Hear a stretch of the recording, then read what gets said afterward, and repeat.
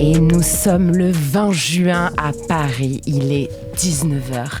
Bienvenue dans Tunnel. Cette semaine, qui était compliquée pour des raisons évidentes, j'ai adoré comprendre en découvrant Marseille pour la première fois de ma vie que tout ce que les Bruxellois et les Parisiens m'ont toujours vanté comme formidablement dépaysant était juste nos accents chantants du Sud, le mien différent un peu du leur certes, mais tout ici n'est affaire que de demi-ton.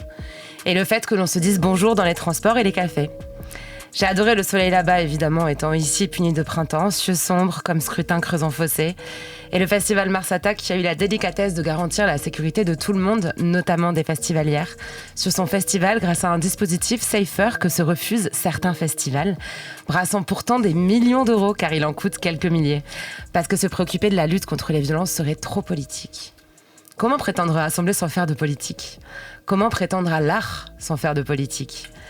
Tout est politique, cher Big Boss de festival. Vos têtes d'affiche, comme l'organisation de vos sites.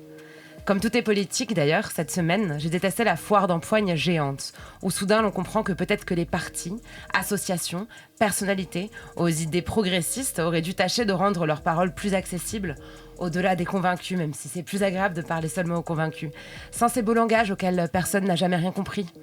Expédier des tracts en langage inclusif en Alsace. Sans les œillères de ceux qui ne voient la province qu'une fois par an, pour soudain déconnecter, comme si le réel n'était qu'à Paris, où l'on vit entre soi, entre gens de goût, gens qui ont compris, comme si la France périphérique à l'Île-de-France n'était qu'une zone de repli, comme si ailleurs personne n'était connecté, comme si rien n'y était vraiment vrai. J'espère qu'à l'avenir, les milieux militants, politiques, médiatiques et artistiques iront plus souvent en province, mais cette fois pour s'y reconnecter à la vraie vie. Par un hasard de la vie, j'essaie pour ordonner mes pensées embrumées ces jours-ci de penser à notre pays que j'affectionne tant, comme une famille fâchée. On aimerait y hurler et faire entendre sa voix en la superposant à la cacophonie ambiante, tout en sachant qu'il n'y aurait là qu'une pulsion de colère vaguement assouvie.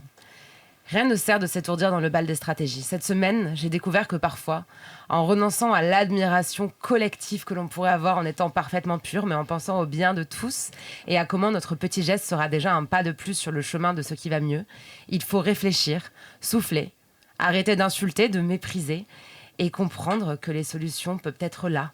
Peut-être que ce sera le moins pire et que faire des pas vers les autres n'est pas toujours impur. Qu'on peut changer d'avis. Que d'enseignement finalement, pour un moment où il est déjà peut-être trop tard.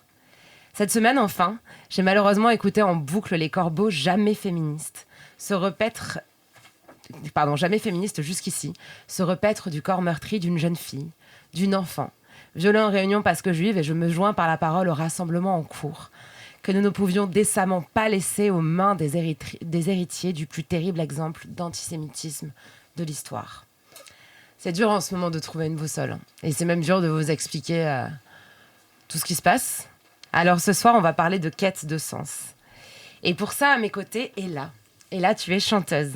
Native du Sud, élevée dans les sonorités de Stevie Wonder, Aaliyah ou encore Lauryn Hill, tu fais tes premiers pas musicaux grâce au synthétiseur reçu à l'occasion de tes 15 ans.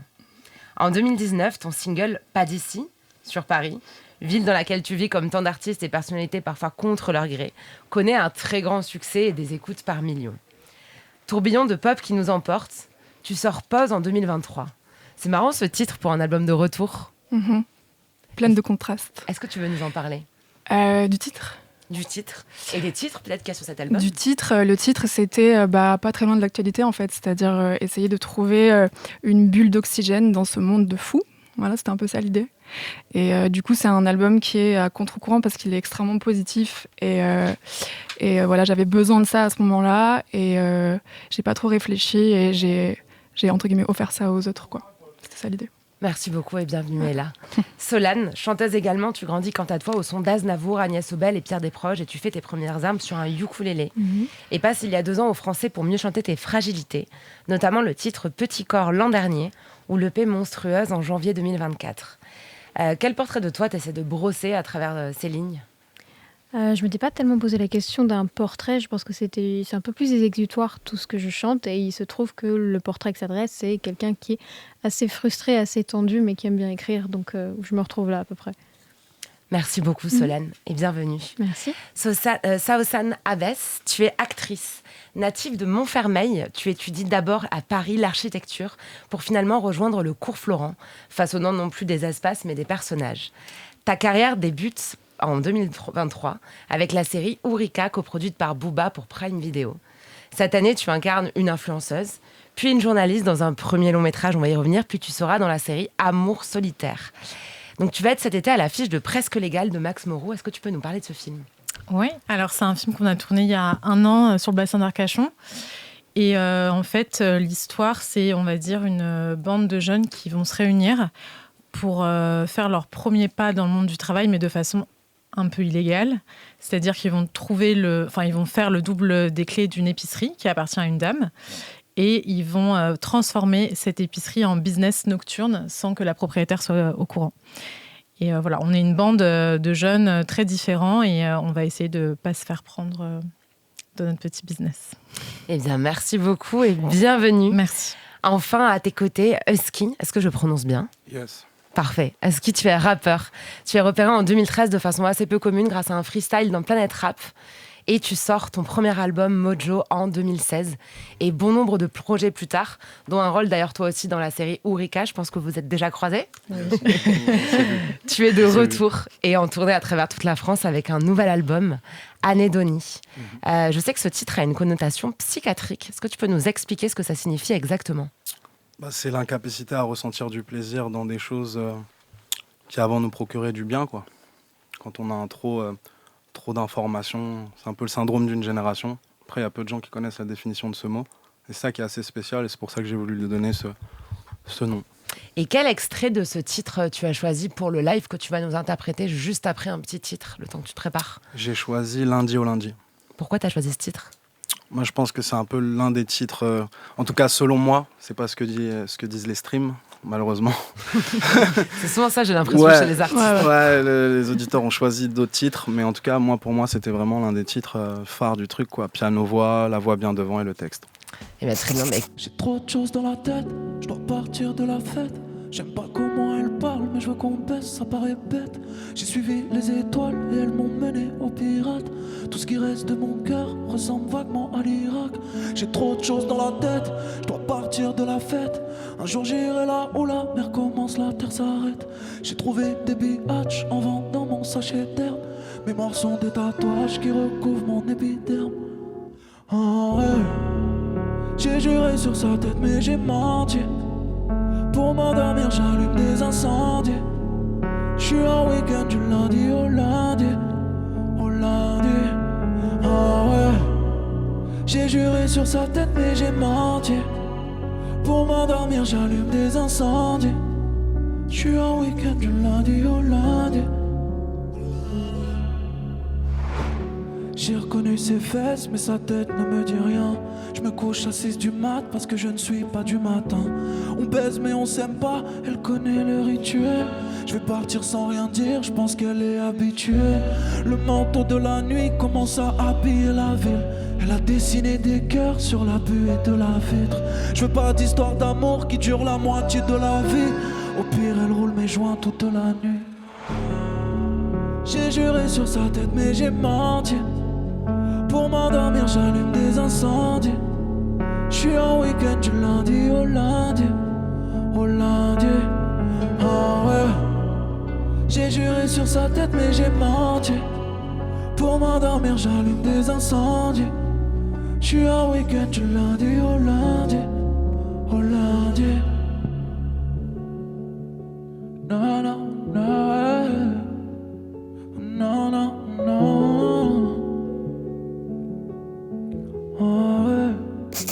Et ensemble, ce soir, nous allons commencer cette discussion. Justement, je l'évoquais en introduction, tout est très compliqué, tout est très confus.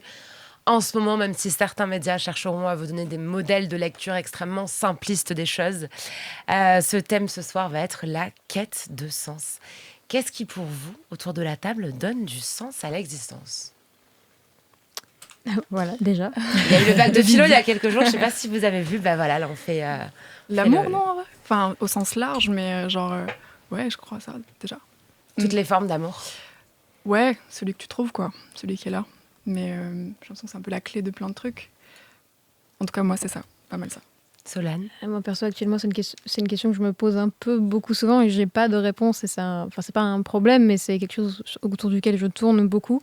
Donc, c'est bien. Je me mets vraiment en face du fait que je n'ai pas de réponse à cette question. Tu auras les réponses à la fin de l'émission. Moi, j'aimerais Parce bien. que souvent, mais ça fait comme.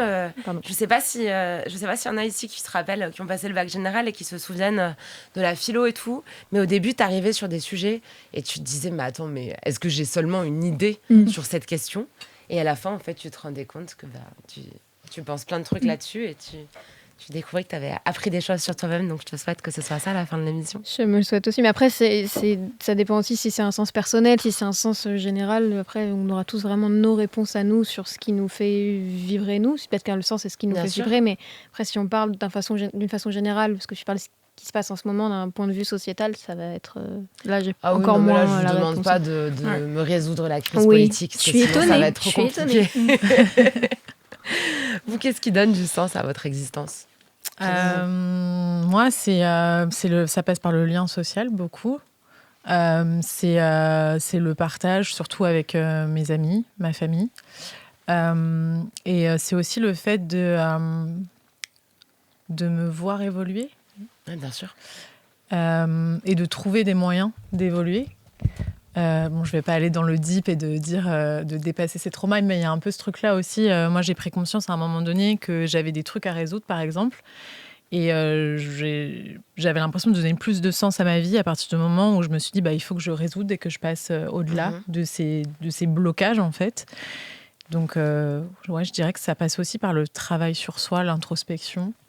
Mais qui, j'ai l'impression, avance plus vite quand tu es au contact des autres, quand tu es amené à avoir des discussions, à avoir des partages d'expériences.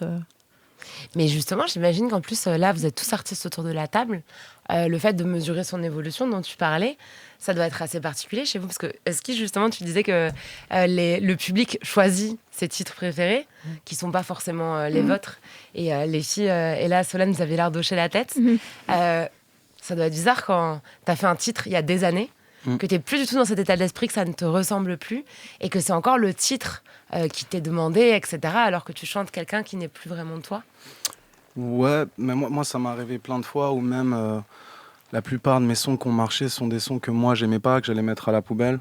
Ouais, par exemple, j'ai des sons qui ont fait des millions de streams, et c'est souvent les sons que moi j'allais jeter, parce qu'en fait on n'est pas très bon juge pour soi-même. Et puis en fait, non, il y a un truc aussi, on a vraiment, enfin moi en tout cas, je parle pour moi, j'ai la tête dans le guidon, parce que ça fait des années que je fais ça, donc je suis souvent en studio et tout.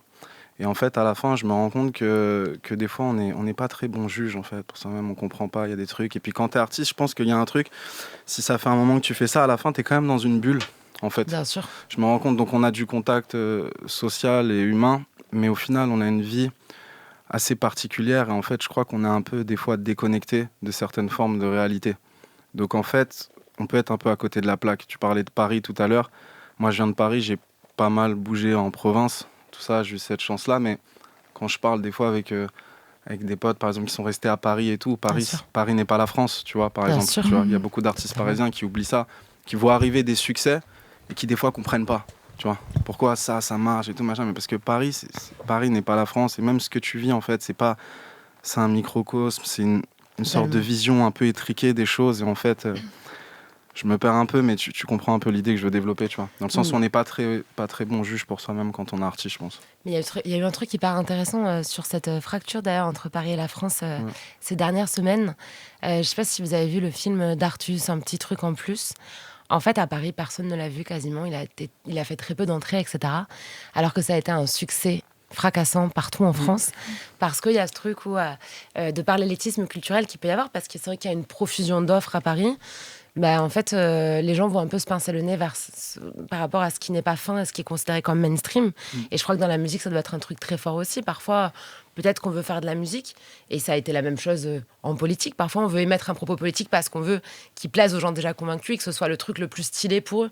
Mais en fait, non, le but, je pense, de l'art, comme de la politique, comme de tout propos en fait, public, c'est peut-être aussi de toucher un maximum de personnes.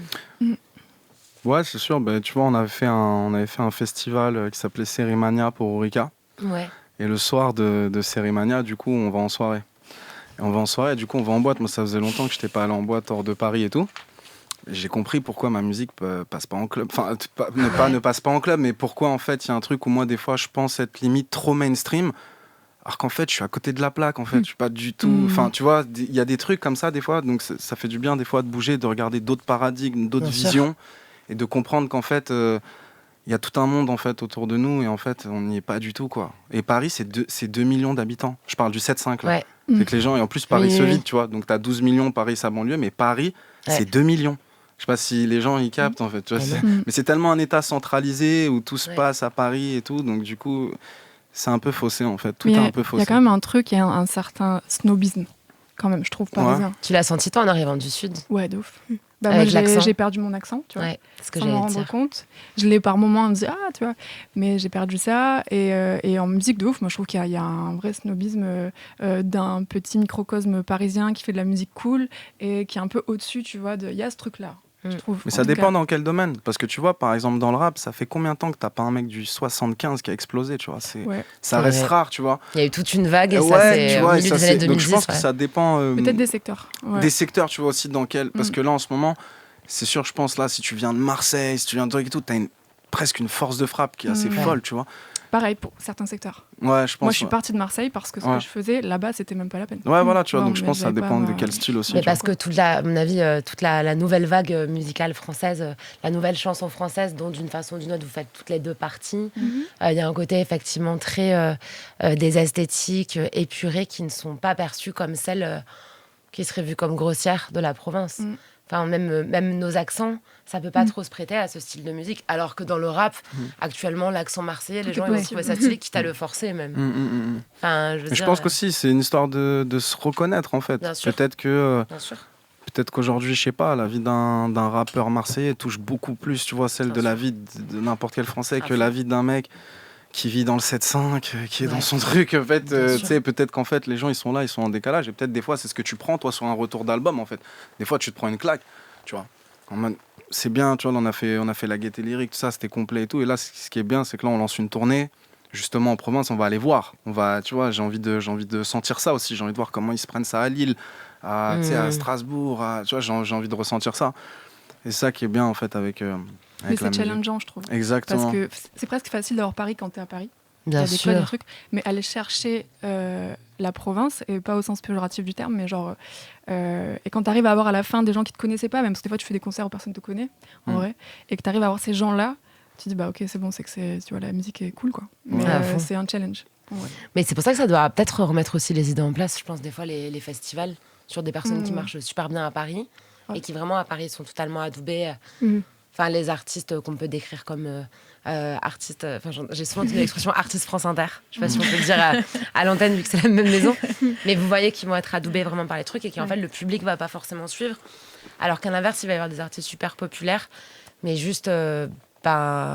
les élites culturelles vont les snobber parce que c'est pas assez fin, quoi. Enfin, est-ce que toi, c'est un truc que tu as déjà vu en étant la seule actrice de ce panel,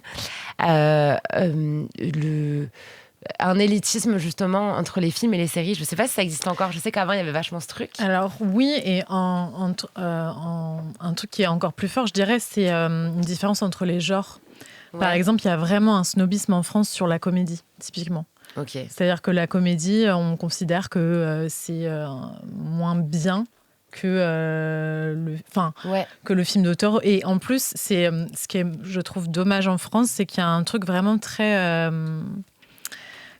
qui marche vraiment par catégorie, où tu as l'impression que si tu joues dans du film d'auteur, bah après, tu es cantonné qu'à ça. Et à l'inverse, si tu fais des comédies, tu deviens un comédien de comédie. Et je pense que c'est pas aussi fort dans d'autres pays.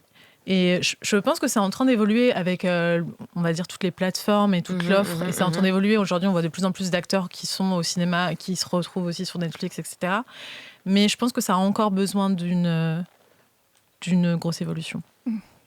C'est sûr que le cinéma français a besoin d'un bon coup de neuf, quand même. Non, mais franchement, honnêtement, c'est vraiment un domaine où on a l'impression que c'est... Il n'y a pas beaucoup de têtes, quoi. Il est temps que, justement, de nouvelles têtes émergent. On est fatigué, hein. On va pas se mentir. Moi, j'ai des choses cash, c'est vrai. Toi, tu boudes les salles de cinéma? Non, jamais. Je boude pas, parce que je suis trop fan de ça et tout, mais Mais c'est vrai que je sens qu'il y a besoin d'un renouveau qui vient pas forcément, qui vient timidement en fait. Tu vois. Ça, je vois, là, nous, on a fait Ourika, ça a été premier dans 15 pays dans le monde, etc. J'ai pas vu non plus tous les acteurs de Ourika derrière, tu vois, déambuler et tout. En vrai, c'est une réalité, tu vois. Il y a vraiment des scissions entre qui est adoubé et qui ne l'est pas. Un peu, j'ai l'impression, c'est un truc un peu sectaire comme ça, qui me paraît un peu trop à mon goût, alors que justement, il y a des trucs à faire, il y a des nouvelles têtes à amener, des nouveaux talents. C'est ce qu'a fait Ourika d'ailleurs, mais il faut que derrière ça suive, quoi. Mais on a eu à ce micro, ici même, Eva Huot, qui est une actrice qui disait qu'en fait, son phrasé et le fait qu'elle ait fait de la chirurgie esthétique même, et le fait qu'elle n'ait pas fait d'études de cinéma, etc., lui avait valu beaucoup de colibés et beaucoup de critiques et tout. Et la meuf, tu la vois jouer, elle joue super bien. Mais juste le fait qu'elle soit pas dans un truc stéréotypé, peut-être de l'actrice française telle qu'on se l'est toujours représentée, avec un certain type de beauté, une certaine façon d'être mystérieuse, etc., elle se faisait bâcher en fait. Ouais, mais de toute façon, à chaque fois que tu parles avec quelqu'un du cinéma qui bosse dans l'industrie, il dit toujours ça. Tu sais, ça, ils aiment pas trop. Tu sais, ça, tu devrais. Tu sais, ça, ils aiment pas trop. Ouais, normalement, tu sais, ça, ils aiment pas trop, ça, ils aiment pas trop, ça, ils aiment pas trop. Tu sais même plus qui tu dois être à la fin, tu vois ce que je veux dire. Donc, Comme pour les radios. Ouais, voilà, ouais, c'est le même principe. Si on est honnête, tu vois, il y a un truc où t'es là, tu vas parler avec ton équipe de label et tout, on va te dire, ah ouais, mais ça, tu penses que tu peux pas changer un peu, faire un remix, tu vois. C'est pareil, du coup, à la fin, t'es là, genre, mais je suis qui, en fait, tu te perds un peu.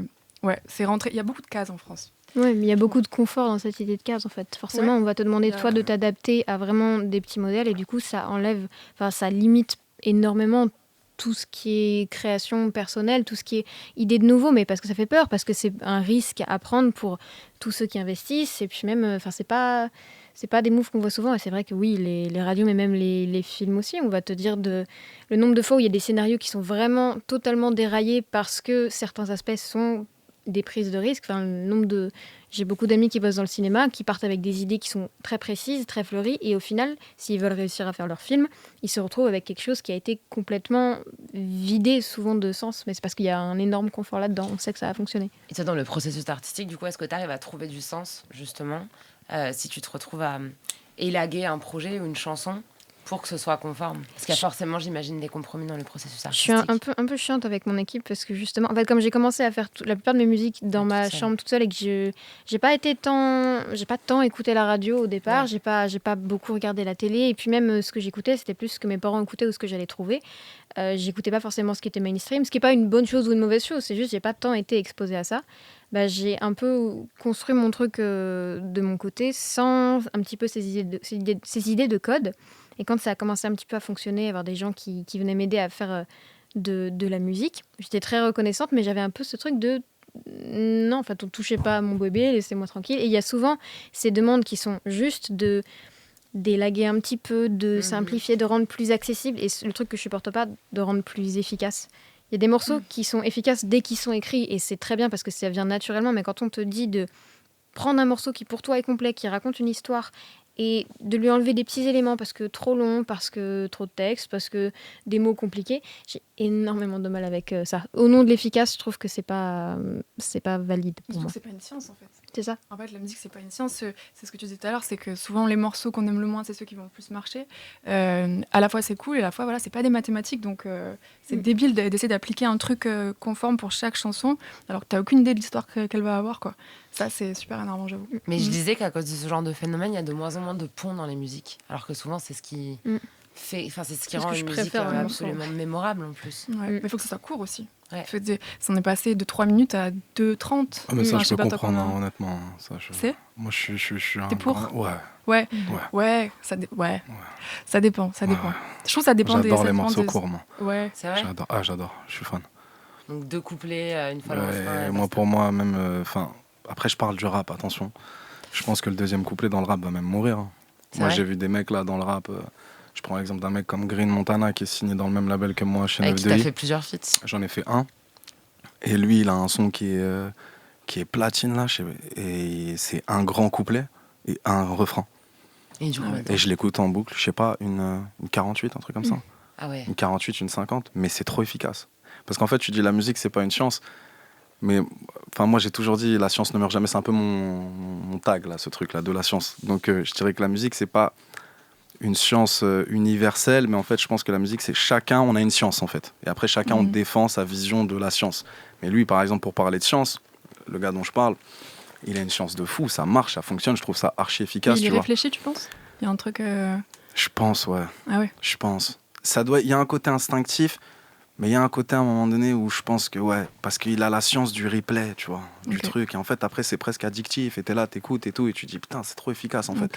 Et en fait, aujourd'hui, t'es dans l'ère du stream, donc tu te dis, si par exemple mon son commence par le refrain, je vais rajouter un refrain à la fin. Mais en fait, si le mec est replay, il reprend le refrain qu'il voulait écouter aussi à la fin. Tu vois, il y a tout un truc. Et là, je parle vraiment du rap, attention. C'est s'adapter à l'époque. Exactement. Mais c'est presque des sons qui s'écoutent comme des loops, en fait. Comme des loops, tu vois. C'est très connecté à la consommation qu'on a des réseaux sociaux et tout. En x2, en truc. Non, mais tu vois, tout allait super vite. Je sais que t'es beaucoup sur Instagram et là, donc je sais très bien tu vas savoir de quoi je parle. Moi, par exemple, quand je fais des réels, je sais que la dernière phrase que je vais dire, ce soit aussi la première phrase en fait du suivant pour vraiment je vois ce que je fais. T'es dans cette les gens ils vont regarder en boucle, donc ils vont faire plus de vues, etc. Enfin voilà, pas se mentir, c'est la même chose sur les streams en fait. Limite un son que tu puisses écouter en boucle et qui te lasse pas en fait. Ouais, bah en tout cas il y en a qui développent cette forme de science. Après, ce qui est bien avec les plateformes et tout, c'est que chacun on peut développer notre kung-fu, comme j'aime dire, tu vois. Mais en tout cas, les gens qui développent cette forme de kung-fu quand c'est bien fait, quand c'est bien amené et tout, moi je me le prends à fond, tu vois. Plus même qu'un mec qui va me développer un son en 4 minutes 20 et qui va pas arrêter de rapper là, comme ça, tac, tac, tu vois. Je pense qu'il y a... Chacun, on développe un peu notre truc là-dessus, tu vois. À part écouter des sons en boucle, quelles sont les choses que vous aimez dans la vie, le plus ? Il y a un magazine une fois qui m'a demandé ça, qui m'a demandé 4 choses et j'étais là. Manger. Ouais, j'allais dire la bouffe. Manger, vraiment. Moi, c'est la première des choses. Ok. Franchement, pareil. Et après, ce que tu disais, je trouve... Attends, c'était quoi la question ? Pardon, j'ai perdu. Qu'est-ce que vous aimez ? Genre les choses que vous aimez le plus dans la vie, c'est les moments avec les autres, en fait. C'est genre tes amis, ta famille, les bonnes personnes, le bon moment, les trucs super simples, quoi. Les trucs super simples. Surtout, et par rapport à, en ce moment, justement, heureusement qu'il y a ça. Et il faut essayer de pas parler de ce qui se passe, parce que ça prend beaucoup de place et tout. Mais moi, si j'avais pas ma famille, là, en ce moment, je trouve, je sais pas, ouais, j'avoue, je saurais pas à quoi me raccrocher, je crois. Ouais, tu peux vite effectivement te morfondre. C'est dur. Et est-ce que les trucs que t'aimes maintenant, c'est des trucs que t'as toujours aimé à ce point ? Ouais, je crois. Parce que c'était mon éducation, je pense. J'ai été éduquée comme ça, ouais. Mais j'avais pas beaucoup de famille, moi j'ai que mes parents et ma sœur et mes grands-parents.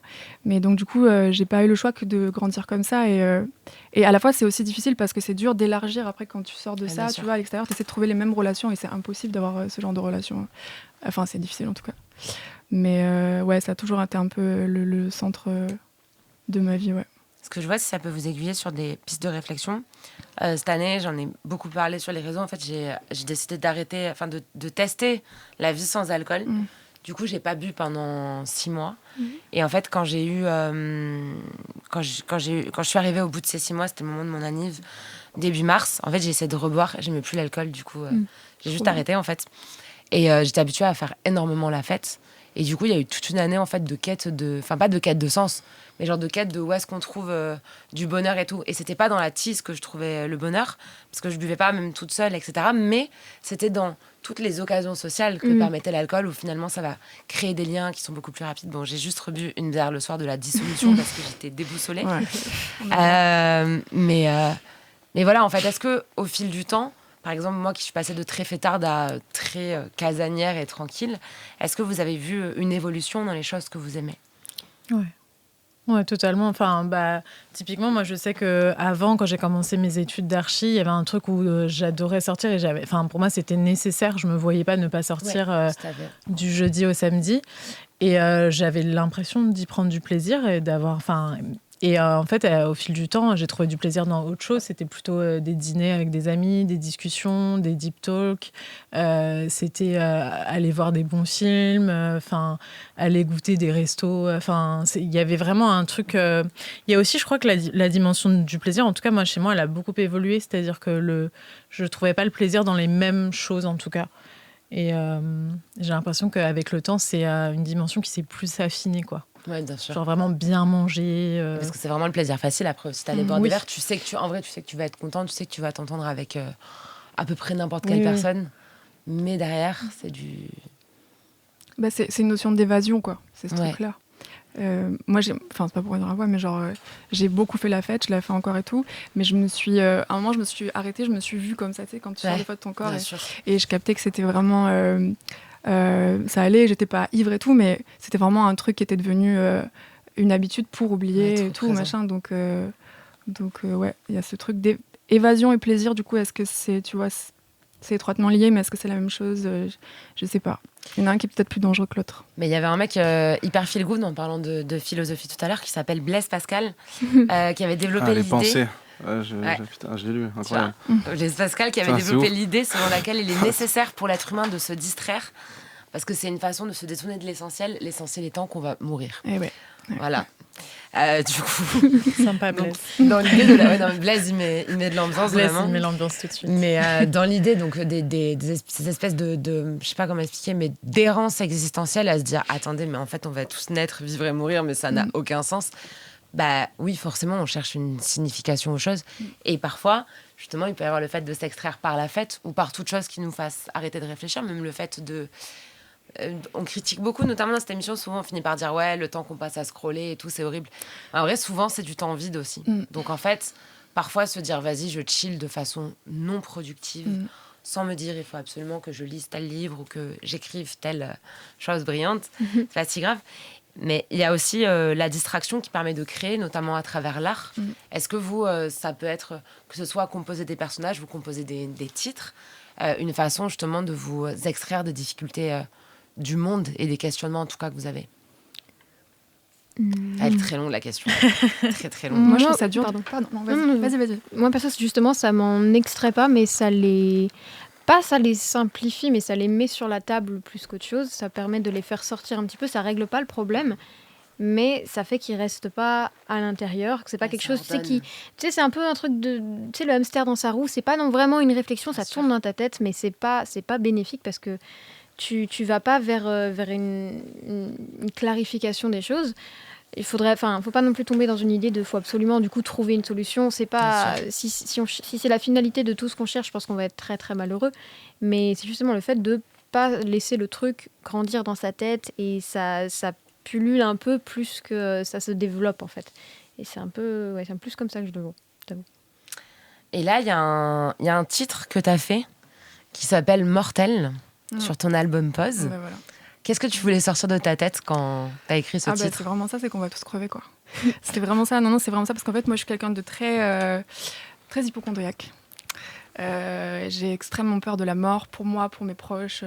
Tu vois, là, je suis montée à pied parce que j'ai peur de l'ascenseur. Enfin, la mort est vraiment beaucoup là. Ouais. Ça va me 5e, mais quand même. Mais c'est dans le bon sens, dans le sens où, du coup, je pense que j'ai un truc très naïf comme ça, où je vais savourer vraiment chaque journée. Je prends conscience de ça depuis que je suis née, tu vois. Parce que j'ai tellement peur de ça, tellement peur de perdre tout le monde, que j'ai cet élan de vie hyper fort et tout.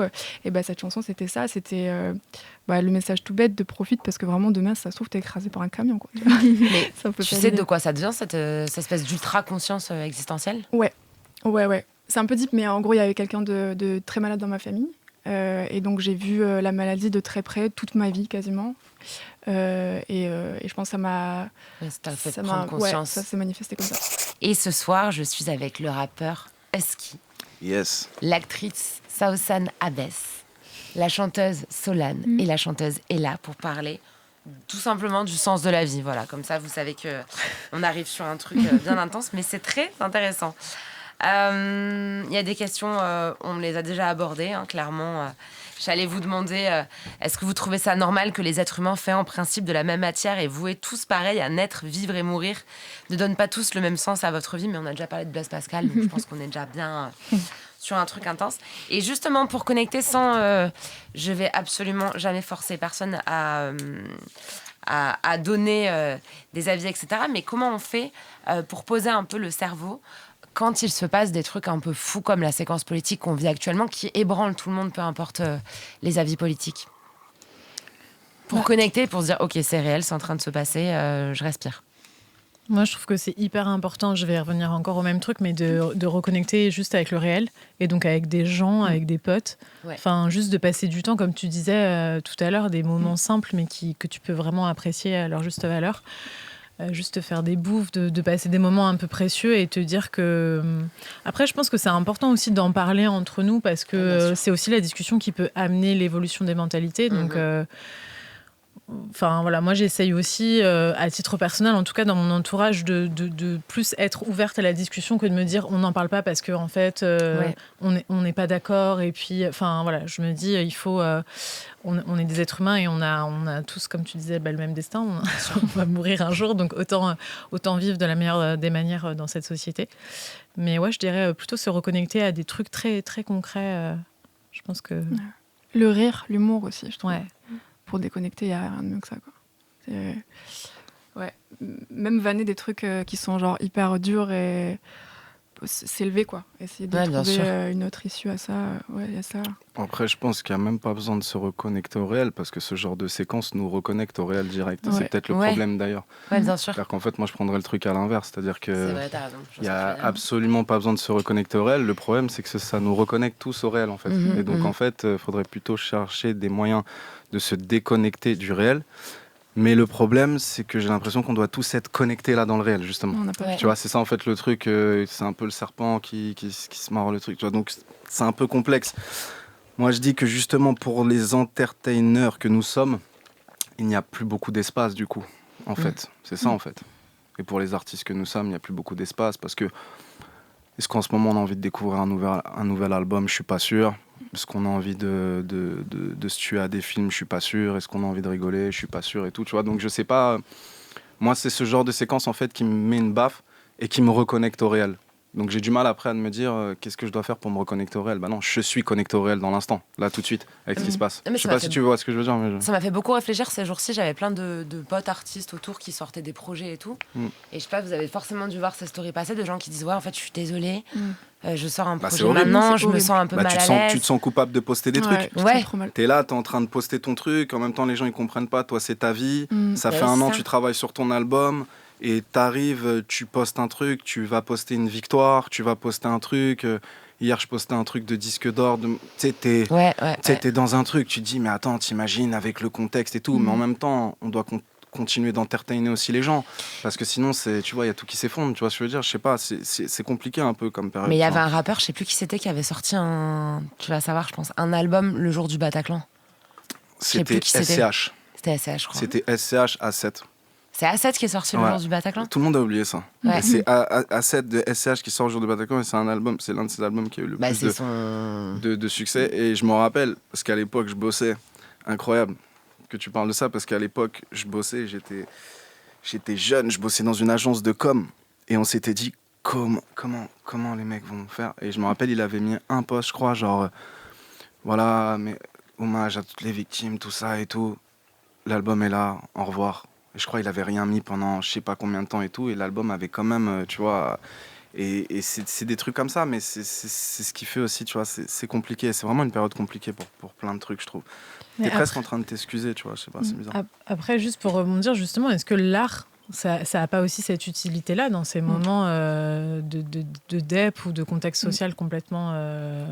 Totalement. Barge, justement, est-ce que ça n'a pas ce rôle, tu vois, là je suis d'accord, mais... Ouais. Et pour pas reproduire aussi, genre, je pense à tous les poètes, je sais pas, typiquement, là, on voit l'extrême droite énormément se réapproprier la lutte contre l'antisémitisme. Ouais. C'est assez drôle. Par exemple, si on réécoute vraiment des sons à l'ancienne, je pense à Jean Ferrat, qui était un mec c'était un communiste. J'espère que je dis pas de conneries, parce que je sais que dans les mouvances d'extrême gauche, il faut surtout pas se tromper.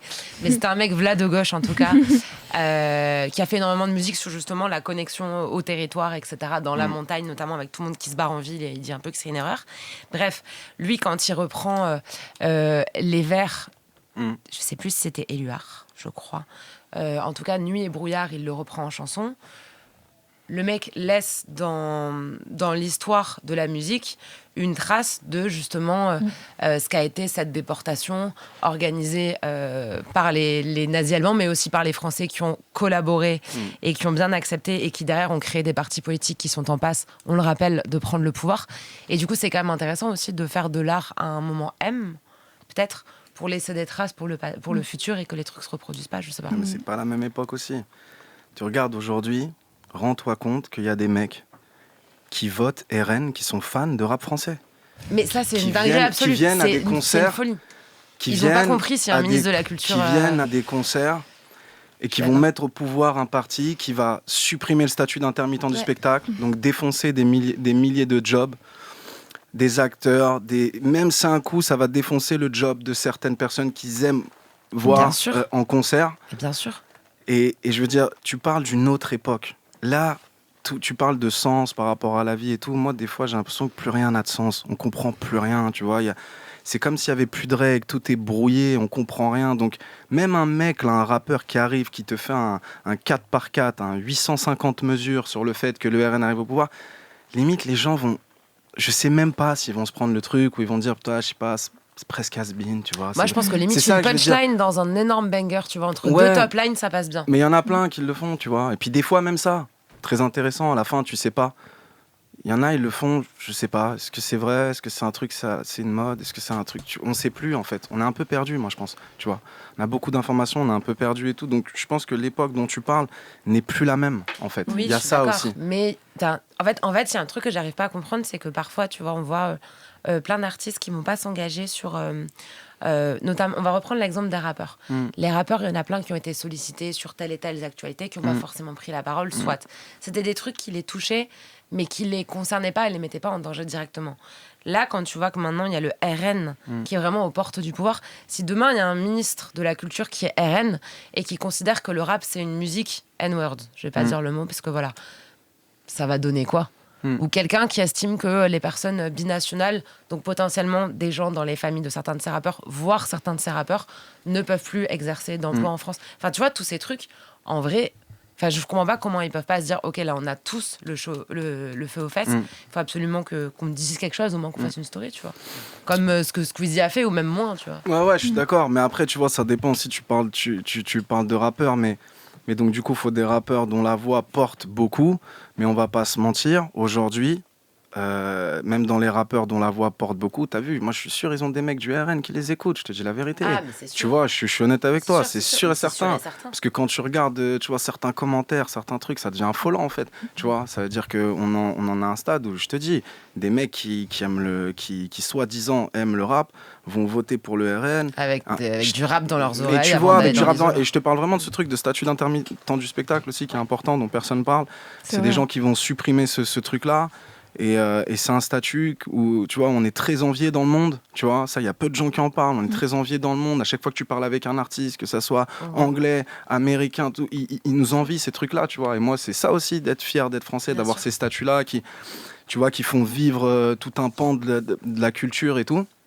Et eux, ils vont voter pour ces mecs-là, tu vois. Ils vont voter pour un mec qui, en fait, n'est qu'une star des réseaux sociaux. Je te jure, la dernière fois que j'ai vu Bardella, c'était dans le 8e. J'étais en vélo comme ça. Il sortait d'un café, c'était Laurent. C'était un café qui s'appelle Laurent. Et le mec, en fait, j'ai vu un rappeur américain pendant la Fashion Week, quoi. Je veux dire, le mec, il est en Range Rover, vite teinté. Il a 3 iPhones, il est en Il costume défend les clinquant. pauvres, tu comprends. Et les gens pensent quoi? Que c'est ce gars-là a votre lifestyle. Ils pensent que ces gens-là, vous avez le même lifestyle que ce gars-là. Il y a 2 ans, il jouait à Call of, il était sur des forums d'ados attardés. Il faut arrêter à un moment donné, tu vois. Et le truc, c'est que eux, voilà, ils vont voter pour ces mecs-là et en même temps, ils vont aller au concert d'un Damso, ils vont aller au concert de machin, ils vont aller au concert de trucs. Non, mais tu vois. Bien sûr. Et c'est pour ça que tout devient un peu fou, en fait. Et moi, des fois, dans ce truc-là, je suis un peu perdu, tu vois. Et t'arrives à créer, toi, en ce moment? Bah là, non, parce qu'on vient de sortir un projet, du coup. Vous y arrivez? Je me suis un peu calmé. Ça mais- impacte votre... Moi, justement, ça me permet... Après, c'est pas le même processus entre l'acting et la musique. Mais moi, là, je suis sur un tournage actuellement et heureusement. Ouais. Genre, vraiment, moi, ça me permet justement... En plus, je joue un personnage qui joue une palette d'émotions très différentes et ça me permet vraiment... Le truc, c'est limite thérapeutique, quoi. Ça me permet de libérer, d'extérioriser un maximum et de donner du sens, justement. Enfin, en fait, ça a du sens en ce moment.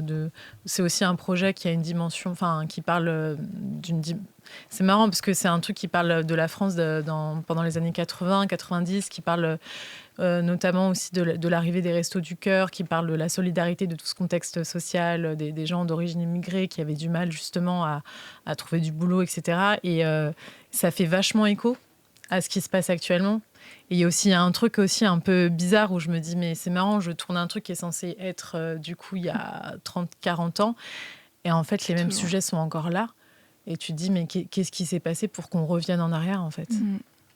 Et malheureusement, je pense que là-dessus, les médias ont quand même un gros poids, ou en tout cas, on joue un gros poids dans cette balance. Il y a souvent cet épuisement quand tu te retrouves à redevoir expliquer quelque chose ou refaire des posts ou aller en manif pour un truc, un droit sur lequel... Par exemple, on va prendre typiquement le droit à l'avortement pour les femmes. Je veux dire, c'est censé faire des décennies que c'est bon.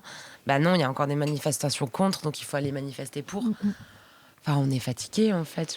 Mais surtout, ce qui est assez hallucinant, c'est de voir que les jeunes générations aujourd'hui, parce qu'il y a un moment donné, on se disait, c'est les anciennes générations, c'est normal. Mais là, de voir qu'il y a un pourcentage des 18-35 ans qui votent pour des lois qui nous font revenir en arrière. Mais c'est beaucoup les garçons, on leur a dit que ça les rendait virils de suivre ces partis avec justement ce lifestyle que tu décrivais au ski, tu vois. Vraiment, t'as un truc où ils ont l'impression qu'en fait... le fait de plutôt, par exemple, réclamer des valeurs humaines et tout, c'est un peu fragile. Donc, c'est pas stylé. Alors qu'à l'inverse, là, ça va être des valeurs de dominants et de gros bonhommes. Alors qu'en fait, eux-mêmes, ils se feraient marcher dessus et écraser. Je trouve ça assez triste.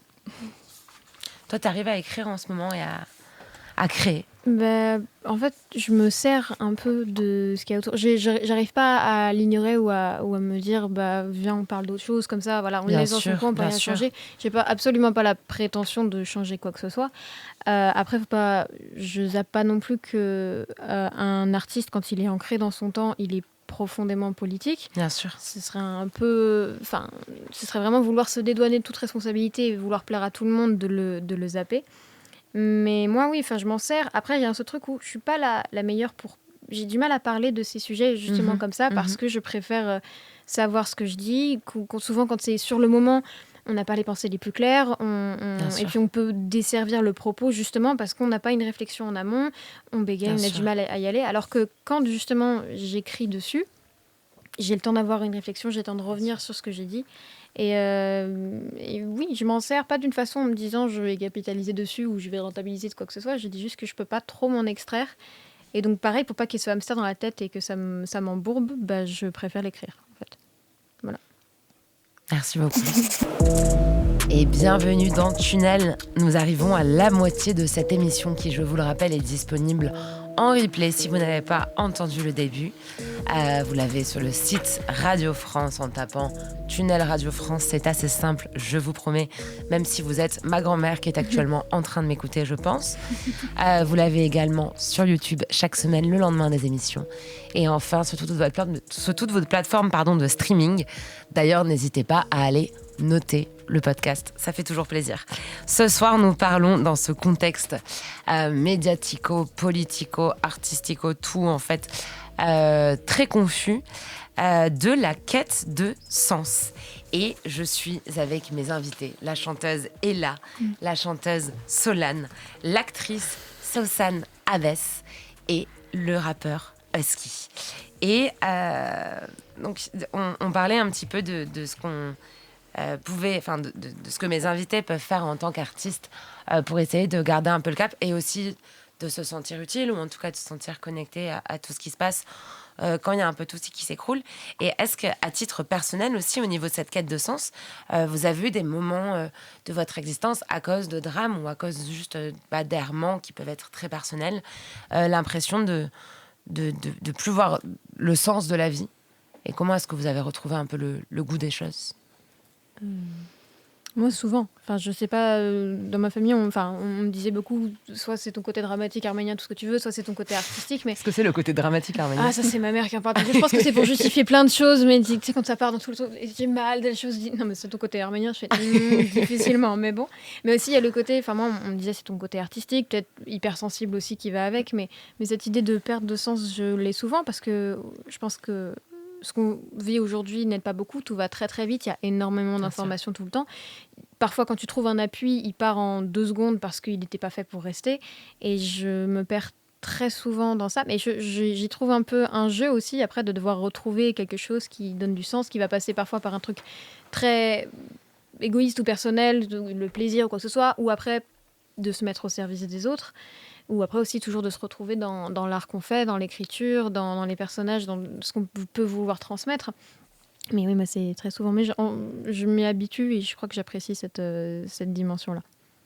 Oui, c'est une facette de toi que tu arrives tout à fait à accepter, à apprécier. Ouais, de temps en temps. Parfois, ça varie aussi. Oui, mais voilà, c'est un peu chiant. Parfois, on a envie d'être paisible 2 secondes. Voilà. Et là, c'est quelque chose dans lequel tu te reconnais toi aussi par rapport au processus de créa. Ouais, complètement. Mais ce que tu disais, je pense qu'il y a un truc de sensibilité.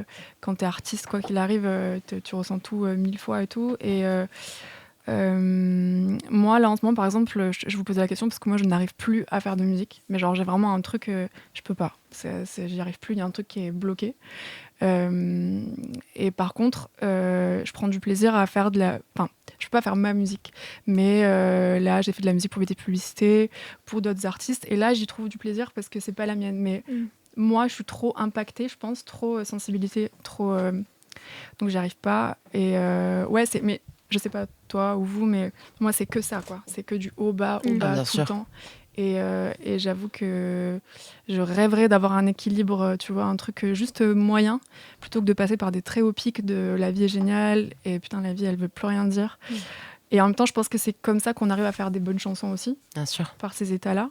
Mais c'est difficile, ouais. Je trouve que ça fragilise et c'est intense, cette vie-là. Mais là, tu mentionnes, je pense, aussi une forme d'adrénaline. Parce que quand tu as cette adrénaline qui arrive, tu arrives à créer et tu te sens... vraiment comme submergé d'émotions positives qui te poussent à une déterre. Et tu dis que tu peux manger le monde et que tu peux le manger pour longtemps. Et puis d'un coup, il y a une espèce de redescente en fait, de cette adrénaline.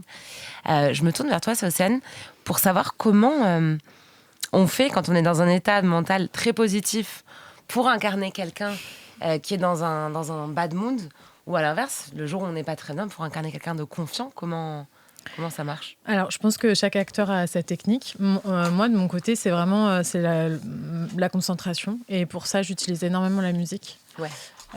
Souvent, enfin, en tout cas, selon le projet sur lequel je suis, j'ai toujours une playlist pour mes personnages. Et déjà, je me mets dans le mood de mon personnage. Et je me mets... Il y a toujours une continuité sur un projet, sur un film du personnage. Et là, je me dis, bon, bah là, je suis à l'instant... J'ai comme un calendrier avec différentes couleurs et je me dis, bon, bah là, c'est cet état. Comme je sais pas, ça me fait penser un peu aux époques de Picasso, tu vois, genre, c'est la période rose de mon personnage et la période rose, elle équivaut à je sais pas moi, telle humeur, tel machin et pour telle scène. Et c'est vraiment, ouais, je me concentre et c'est des trucs que j'ai créés avant, des playlists que je fais avant. Mais c'est vrai que c'est un exercice un peu... complexe, ce truc, ça peut arriver. Moi, par exemple, il y a un truc, j'ai des SPM, enfin des symptômes prémenstruels méga intenses et qui jouent énormément sur mon humeur et notamment quand je dois jouer. Et il y a un truc où vraiment, je dois vraiment me concentrer pour me dire non, ok, là, faut que tu ailles au-delà de ce truc, que tu te calmes et donc, la musique m'aide beaucoup à me... Et là, le personnage, par exemple, que tu incarnes dans Presque Légal, qu'est-ce qu'il écoute, ce personnage ? Enfin, qu'est-ce que tu écoutes plutôt pour invoquer ce personnage ? Alors, il écoutait beaucoup... c'était très éclectique. Le personnage que je joue s'appelle Marie-Lou, c'est une influenceuse qui vient du bassin d'Arcachon, donc on va dire un personnage assez solaire, un peu peste. Et elle écoutait un peu il y avait autant du Nicki Minaj que du rap, que de la pop. Genre, il y avait pas mal de Dua Lipa, des trucs comme ça. C'est exactement ce que j'allais dire, c'est le mood que je voyais. C'est vraiment le mood de Dua Lipa. Mais ouais, j'écoutais beaucoup et mes partenaires de jeu, les acteurs du film, Marley Dubosc, Joseph et Léo, avaient écouté pas mal de musique. Et du coup, j'écoutais aussi avec eux. Et ça allait bien avec le mood du film, je trouvais. Donc, ça m'a pas mal aidé pendant le tournage. Mais du coup, la question que je me pose toujours premier degré sur l'acting, c'est que je me dis, ok, s'il y a des jours où tu es dans un bad mood, par exemple, les SPM qui peuvent conduire à une anxiété qui est très forte ou à une perception de soi-même hyper dégradée, enfin voilà, c'est difficile. Si dans ces cas-là, tu arrives à quand même créer un personnage confiant, est-ce qu'après, dans la vraie vie, tu arrives à acquérir la même confiance en te mettant en condition ou tu contrôles beaucoup moins quand c'est la vraie vie ? Non, je contrôle beaucoup moins quand c'est la vraie vie. C'est fou quand Mais même. c'est très drôle parce que j'ai une anecdote. Je m'étais blessée, je m'étais retrouvée aux urgences et je suis hyper chochotte, vraiment. Et j'ai la Mais c'est la qui se team, ressemble là-dessus. On a toutes les deux pris l'escalier ouais. tout à l'heure. J'ai peur de l'ascenseur. Et en fait, c'est trop drôle parce que vraiment, j'étais hyper chochotte et je commençais à dire au médecin, il fallait recoudre un petit peu. J'étais là, genre, non, mais je vais crier, j'ai trop peur, etc. Et il a commencé à me dire, vous faites quoi dans la vie? Et je lui ai dit, actrice. Il m'a dit, ok, vous faites comment quand vous jouez? Là, faut jouer, vous avez pas mal en fait. Et du coup, en vrai, ça m'a quand même aidée. J'étais là, genre, ok, ouais, il a raison, je vais essayer de faire semblant, quoi, ouais, j'ai pas mal. Mais non, ouais, dans la vraie vie, c'est quand même un peu plus difficile au quotidien en tout cas. Et nous parlons toujours de la quête de sens ce soir et justement une question à laquelle on a un petit peu touché. Est-ce que vous préférez, pour réfléchir aux choses, c'est Océane qui a un petit peu répondu, est-ce que pour réfléchir aux choses et les comprendre, appréhender en fait le sens de la vie, le sens de la société, le sens de tout, tu préfères être seule ou en groupe? Est-ce que tu as besoin de cheminement ou justement de discussion avec ton entourage, etc. Après, c'est vrai que par rapport à tout ce que j'ai dit plus tôt, la notion de groupe, elle est très importante dans ma réflexion et mon évolution, mais je pense que c'est un juste équilibre des deux qui nous permet d'évoluer vraiment. Je pense que le travail d'introspection dont on parlait plus tôt, il est hyper important à des moments de nos vies. Et je pense que c'est hyper important aussi d'être capable d'être seul et de réfléchir seul. Parce que ça peut être aussi un piège de vouloir tout le temps être accompagné, d'être tout le temps en groupe, parce que aussi ça ne te met pas face à des trucs que tu n'as pas envie de voir. Donc je pense que c'est un juste équilibre des deux. C'est à la fois... Ça peut être là encore une manière de s'extraire que d'être toujours en groupe et de ne jamais se retrouver... tu peux te retrouver à être tout le temps avec tout le monde sauf avec toi, tu vois. Exactement. Tu te connais pas et tu... Ouais, c'est une forme de fuite. Comme la teuf, ce que tu disais tout à l'heure, faire la fête tous les soirs, il y a un moment donné où juste en fait tu fuis. Et moi, ce que je trouve hyper intéressant, c'est que j'ai l'impression que ce truc de bonheur qu'on recherche un peu tous, d'épanouissement, il intervient et il arrive quand vraiment toi toute seule t'es bien avec toi-même, comme avec l'amour on dit que avant de pouvoir être bien en couple et d'aimer quelqu'un ou dans une autre configuration, il faut d'abord savoir s'aimer soi-même, et je pense que c'est limite le travail d'une vie, quoi. Est-ce que c'est quoi dans ton rapport aux autres pour comprendre les choses? Est-ce que tu préfères passer du temps seul pour réfléchir ou réfléchir ça en équipe? Moi je passe beaucoup de temps en équipe. Après c'est un peu spécial, moi je suis dans un nouveau truc là où j'en suis dans ma carrière, où je ne fais plus, ce qui a vraiment changé pour moi en un an là, c'est que je fais plus du tout les choses, je les fais un peu pour moi, on va pas se mentir, peut-être par revanche sociale, bref, de plein de trucs. On va pas lancer une session de thérapeute maintenant, mais en gros moi je le fais aussi plus pour les autres, pour les gens qui m'entourent aujourd'hui, que pour moi-même. C'est plus ça qui me rend fier en fait. Tu vois, moi, un truc qui me rendrait fier, c'est qu'avec mon projet, je puisse donner du taf à des gens autour de moi, que ce soit mes neveux, mes trucs. C'est plus ça, c'est cette quête-là qui m'anime, tu vois. C'est plus ce truc-là qui m'anime que moi, personnellement.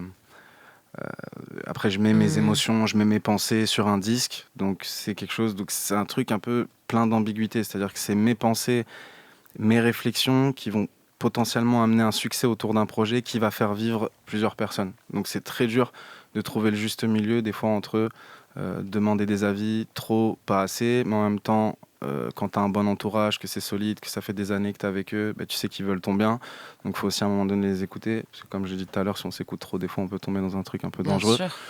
Donc je suis toujours un peu dans ce truc-là, mais essentiellement en groupe, bien sûr. Ouais. T'es plus à l'aise pour comment dire, avoir des prises de conscience, par exemple, en groupe au cours de discussions, que via la solitude? Alors, sur prise, qu'est-ce que tu entends par prise de conscience? Tu vois, réaliser que dans ta vie, ça va, ou ça va pas, ou réaliser que tel truc... Non, ça, j'ai pas besoin de... Non, ça, c'est pas forcément ça dont j'ai besoin. Moi, ça va plus être par rapport à là, je parlais des choix pro, bien tu sûr, vois. Bien sûr. La direction, le sens au sens de direction. C'est plus là-dessus dont j'ai besoin d'échanges, de discuter, de choisir certaines choses. Après, pour le reste, j'arrive à moi-même, je réfléchis pas mal, un peu trop même, des fois. Non, parce que t'as des gens aussi parfois qui réfléchissent tout seuls, mais ça peut leur porter préjudice aussi, parce que du coup, ils vont être dans une autosatisfaction, sans se confronter au regard des autres. Et parfois, nos proches qui nous disent la vérité qui blesse, parfois c'est très important aussi, plutôt que des gens qui passent juste la pommade, quoi. Ouais, ça c'est sûr. Mais c'est peut-être aussi le fait que certains artistes, au bout d'un moment, perdent un peu le fil. On a eu beaucoup d'exemples, là, tout à l'heure tu parlais de Stromae, tout ça. Enfin, il y a beaucoup de personnes que moi j'ai connues déjà dans la musique où ils n'avaient rien, et puis après ils rêvaient d'un succès, puis le succès arrive et tout. Et c'est peut-être c'est une des formes, c'est comme tu as dit, sûrement l'entourage. C'est vrai que si tout le monde te dit après amen tout le temps, et tout le monde te dit oui un peu à tout, et tout le monde te dit que c'est super ce que tu fais, c'est sûr que tu vas pas aller. C'est pour ça que je pense que c'est essentiel aussi de former un noyau aussi dès le début. Il peut être familial, il peut être amical, mais je pense que si tu es avec des gens où tu n'avais rien à la base, tu vois, ça peut créer bien sûr des conflits s'il y a beaucoup de choses qui arrivent, mais généralement peut-être un peu moins que des gens qui t'attrapent quand toi tu as passé des nuits seul, tu vois. Je vois ce que tu vois ce que je veux dire. Je pense que là il y a un truc qui peut se faire comme ça, tu vois. Oui, tu te retrouves avec des gens qui sont déjà fans en un sens et qui n'ont pas forcément vécu qui ont les difficultés déjà avec, peut-être plus d'intérêt à travailler avec toi, etc., et qui n'étaient pas forcément là quand tu étais tout seul, et que c'était peut-être un peu plus dur, qu'il y avait moins d'opportunités et tout. Donc c'est vrai que si dans ton entourage tu as cette chance d'avoir pu préserver des gens qui étaient là à la base quand il n'y avait rien, je pense qu'il faut vraiment préserver ces gens-là, hein. C'est important, vraiment. Bien sûr. Vraiment. Et comment, justement, tu parles un petit peu de réussite, de réussir à atteindre des étapes, etc. Comment est-ce qu'on fait en tant qu'artiste quand on commence à atteindre certains buts? Ça peut être, par exemple, être prise pour un certain projet, ou réaliser son premier album, sortir son premier single, faire sa première scène. Évidemment, j'imagine qu'il y a un émerveillement qu'on ne retrouve plus les fois d'après quand la même chose se reproduit.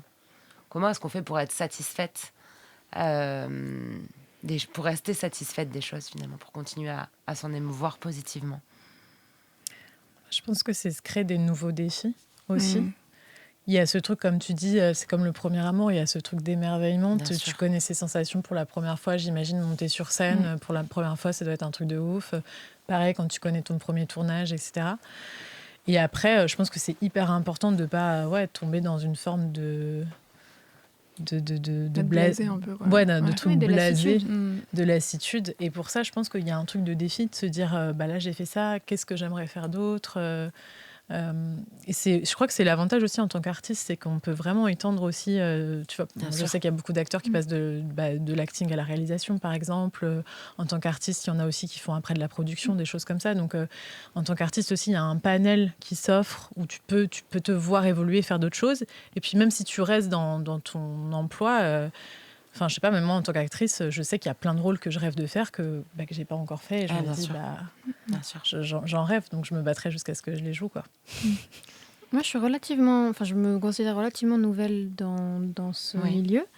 Mais cette idée de lassitude, pour l'instant, je l'ai pas. Enfin, il m'arrive plein de choses et je vois un peu comment je les vis. Je l'ai pas et j'espère regarder ça. Mais c'est plus parce que j'ai grandi dans une famille d'intermittents du spectacle, justement. J'ai fait du théâtre aussi à la base. D'ailleurs, on était avec un des comédiens avec qui tu joues, Marley Dubosc, je crois. On était dans la même école. Je suis pensé à ça tout à l'heure. À Montreuil. Mais j'ai vu la galère. J'ai vu ce que c'est de jouer devant 6 personnes. J'ai vu ce truc où c'est tellement... une chance, c'est tellement, même s'il y a du travail derrière, c'est une énorme chance déjà d'arriver à des stades dont tu rêvais. Et en fait, n'importe lequel, le fait de ne pas redescendre pour moi, c'est déjà un truc de gagné. Donc je garde l'euphorie, je la garde un peu tout le temps.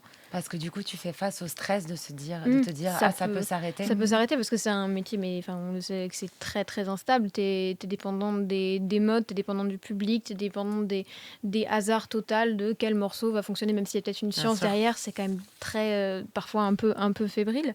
Donc je pense et j'espère que je vais garder cette mentalité-là où je vais jamais me dire tiens, on a rempli telle salle, on a fait un complet, on a fait mieux à un autre moment. Déjà d'avoir des gens qui veulent venir te voir, qui apprécient ce que tu fais, pour moi c'est une victoire et j'aimerais bien le garder comme ça dans ma tête. C'est une très bonne clé, ça, rien. Tout est éphémère, quoi. Faut vraiment garder ça en tête. Et puis dans la vie d'un artiste, je pense que pour pas sombrer dans la monotonie aussi, tu sais, tout est cyclique dans la vie artistique. Dans le sens, par rapport à ce que tu dis, je sais pas, tu vas remplir une grosse salle cette année. Peut-être que dans 2 ans, tu seras au plus bas et re-remplir cette salle qui t'avait paru comme un objectif déjà, tu as fait. Bah, en fait, c'est déjà une deuxième victoire, en fait. Parce qu'en fait, tu es dans un cycle où c'est de plus en plus dur, le milieu de la musique, on sait, il y a de plus en plus de monde et tout. Et puis toi, tu reviens. Moi, j'ai vu beaucoup d'artistes passer. Je prends souvent l'exemple d'un gars qui s'appelle Monsieur Nov. Je l'ai vu, j'ai fait un premier son avec lui. Il allait arrêter la musique, là, il fait Bercy. Ouais. Et ça fait 17 ans qu'il est là. Et je le redis à chaque fois que je peux prendre le micro et que je peux placer son nom parce que c'est une réalité. Et donc, et lui, à l'époque, il avait déjà connu un certain buzz où il faisait, tu vois, à l'époque où beaucoup moins de personnes le faisaient, il faisait déjà l'Olympia, il faisait déjà plein de trucs. Et quand il a eu son second souffle, le mec, il est super heureux, tu vois, parce qu'en fait, tout est cyclique et puis les choses ont de la valeur. Et contrairement à ce qu'on peut nous faire croire, c'est très dur d'obtenir des choses, en fait. De remplir des salles, c'est très dur. Et en fait, quand tu remplis des salles, tu fais déjà partie des 0,5% des artistes français qui remplissent des salles. Quand tu fais cette émission aujourd'hui, en fait, tu fais partie des 10% qui vont faire une émission pour faire de la promo pour leur projet. Et en fait, on a tendance à te faire croire, parce que vu que l'algorithme travaille très bien pour nous péter le cerveau, on te fait croire qu'en fait, il n'y a que des gens en haut de toi, constamment, en fait. Et que toi, tu n'es rien, et que tu n'es qu'un moins que rien, et qu'en fait, tu n'auras jamais ce que... L'algorithme travaille très bien. Les applications travaillent très bien dans ce sens-là. Donc forcément, ça rend les gens un peu fous. Mais en fait, si tu prends un peu de recul... En fait, t'es loin, vraiment. Ouais, il faut toujours faire attention au fait que quand on se compare, notamment sur les réseaux sociaux, mais pas que, dans les discussions aussi, souvent on le fait nous au moment où on est dans un moment de vide, on est en train de chiller, etc. Et on est en train de regarder le best-of c'est la claque. de la vie de quelqu'un qui a été retouché, etc. Donc il faut vraiment, se méfier de ça. C'est très important en termes de santé mentale. Et bienvenue dans Tunnel. Si vous nous rejoignez ce soir, nous parlons avec le rappeur Husky, l'actrice Sevsan Abess, la chanteuse Solane et la chanteuse Ella de la Quête de Sens. Et justement, on parlait à l'instant du fait qu'il fallait pas tomber dans le piège des réseaux sociaux par rapport au bonheur des autres et au sens que eux donnent à leur vie et qu'on a l'impression de parfois échouer, etc. Il y a beaucoup de conseils sur les réseaux sociaux sur comment aller bien. Pensez à respirer. Ou Thibaut InShape qui dit on s'en fout de ta dépression, enfin ce genre de bons conseils. On entend souvent un conseil qui est celui d'avoir de la gratitude pour l'existence. Est-ce que c'est quelque chose que vous arrivez à faire ? Moi, j'ai l'impression que oui. T'arrives à dire là, c'est cool. Ouais, mais c'est surtout que... j'étais passée par une phase un peu compliquée, justement, après mes études d'archi. Et c'est ce qui a fait, d'ailleurs, que j'ai ensuite pris une autre direction vers un truc beaucoup plus artistique. Mais il y avait vraiment une période, justement, toi tu parlais des roller coasters tout à l'heure, moi j'ai vraiment l'impression d'avoir eu un down à un moment donné dans ma vie qui a fait que j'ai tout remis en question et j'étais genre totalement en dep et j'étais en mode ok, je trouve pas de sens à ma vie et je l'ai trouvé notamment par le théâtre et par aussi plein d'autres choses plus deep et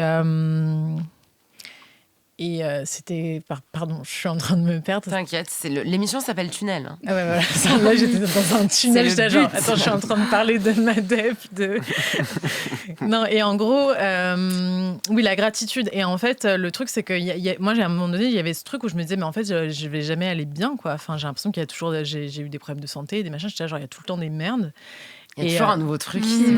Et t'es là genre ok, quand est-ce que ça s'arrête et tout. Et en fait, il y a un moment donné où voilà, j'ai rencontré le théâtre, je me suis réorientée, j'ai eu, comme tu disais tout à l'heure au ski, j'ai su garder un noyau qui était le même depuis l'archi et qui a continué. Et c'est mes amis qui sont les plus proches aujourd'hui et qui sont encore là. Tes amis d'archi, du coup? Pas forcément que des archis, mais des amis que je me suis faites. J'ai fait serveuse quand j'étais en archi, donc aussi par la restauration, des trucs comme ça. Et du coup, je suis arrivée à un point à un moment donné où je me suis dit ah ouais, ça y est, c'est bon, en fait, là je suis bien. Là, je suis heureuse. Et comme on disait tout à l'heure aussi, c'est une vraie chance pour nous d'être artiste en vrai, parce qu'il y a tellement... c'est un métier incroyable et c'est une chance déjà qu'on puisse être là, qu'on puisse en parler, qu'on puisse en vivre et de se rendre compte de cette chance. Et moi, j'ai l'impression que c'est un cercle vertueux. Plus tu t'en rends compte, plus tu le rends en disant merci en fait. Et plus c'est un truc qui peut potentiellement te revenir. Donc, j'ai l'impression de l'avoir de l'expérimenter en tout cas. C'est compliqué aussi de ne pas se comparer toujours aux gens qu'on voit le plus. Donc, c'est hyper bien de réussir à faire ça. C'est aussi des fois le public est pris aussi dans le jeu et te ramène aussi à ça, tu vois, la différence des chiffres, différence de notoriété, etc., etc. Je pense que c'est un truc, tu vois, dans le milieu artistique qui est même dans l'acting d'ailleurs, en fait, qui est récurrent, tu vois. Donc c'est dur de ne pas tomber dans ce jeu-là qui pour moi peut être très néfaste pour ta santé mentale en tant qu'artiste. J'ai fait du rap. J'ai un projet qui est moins rap dans l'ADN maintenant, qui est peut-être un peu plus orienté sur le chant, les mélodies, le cloud. Mais en vrai, j'ai rappé avec beaucoup de gens quand j'ai commencé qui ont juste pété un câble, quoi. Tu vois, et même les plus talentueux, qui pour moi auraient mérité le plus de succès, c'est peut-être ceux qui étaient le plus sensibles, tu vois, à tout ça et qui ont vraiment pété un plomb. Moi, je connais des mecs qui ont fini en HP, quoi. Tu vois, et c'était des mecs dans les studios. Non, mais vraiment, sans rire, parce qu'on parle de ça, mais parce que t'as aucun accompagnement. Si à un moment donné, t'es pas fort mentalement et qu'en plus t'es pas très bien entouré et tout, tu peux vraiment péter un câble. Il y a des mecs, ils ont fini sous cacheton à l'HP parce qu'ils comprenaient pas, tu vois. Tout le monde leur dit t'es trop fort, mais ça arrive pas, il se passe rien. Il y a plein de trucs, il y a plein de raisons. Et puis tu sais, maintenant dans la musique aussi, il y a aussi la question de l'image. L'âge, il y a tout un truc en fait. Et ça encore dans le rap, c'est en train de changer parce que j'ai vu des gros comebacks. Je te parlais de Nov tout à l'heure, tu vois. D'ici, je pensais à ça. Et ça, c'est bien parce que franchement, dans le rap. Qui se retrouvent à faire des musiques type Je suis un beau gosse dans les années 2000. Mais tu vois, on cite des mecs. Ouais. Pas beaucoup de meufs. Totalement, Moi, j'ai passé la trentaine, j'ai signé en label tard, même si j'ai Pardon, je t'ai coupé peut-être. Non, pas du tout. J'ai un parcours fou, genre j'ai gagné un télécrochet. Après, j'ai été repérée par Grand Corps Malade à l'époque, donc j'ai tourné avec lui. Après, j'ai signé chez Universal, chez Sony. Ça pour dire quoi? Je me suis perdue. En fait, c'est arrivé tard. C'est arrivé super tard et ma signature en label, elle a été super tardive et tout. Et tous les jours de ma vie, je me dis, mais c'est fou, je n'ai que très peu de modèles en fait. T'as Jana Dead, dans la pop en tout cas, tu vois. Il y a Juliette Armanet. Ce que j'allais dire, Juliette Armanet, elle a quoi, 37, 38 elle doit avoir un petit 38, tu vois, un truc comme ça. Mais je m'évertue à chercher des exemples. Et tu es un nouveau modèle. En fait, c'est ça. Tu es le modèle. Mais en vrai, j'ai envie de me dire. Si le modèle n'existe pas, tu dois être ce modèle aussi. Du coup, je le prends un peu comme ça. Et dans le prochain projet que je vais sortir et tout, j'affirme vachement ça. Enfin, moi, c'est pas un truc en tout cas qui me. Moi, c'est la société qui me fait peur. Mais moi, j'adore vieillir. Je trouve ça charmé. Je trouve que t'apprends plein de trucs, que t'as moins peur, que t'as moins honte. Mais ouais, je suis un peu dans ça. Je suis un peu dans essayer de l'affirmer vachement et tout. Mais la société fait que t'as ce genre de boussole là qui est là et qui te fait flipper. Et pour revenir à ce que tu disais tout à l'heure, je sais pas si c'est vraiment le sujet, mais de l'aspect psychologique. En fait, moi, ces derniers temps, ça n'a pas été toujours facile et tout. Et je me dis, c'est fou que les personnes qui gravitent autour de nous, pas tant les managers parce que j'ai de la chance de ce côté-là, mais dans les labels, etc., que ces gens-là n'aient pas une formation sur l'aspect psychologique de l'artiste. Il y a zéro suivi, en fait. On va t'aduler, on va te trouver génial à ta signature ou à un moment T. Et puis très vite, tu vas disparaître du paysage, en fait. Et toi, tu es là à gérer ton truc tout seul.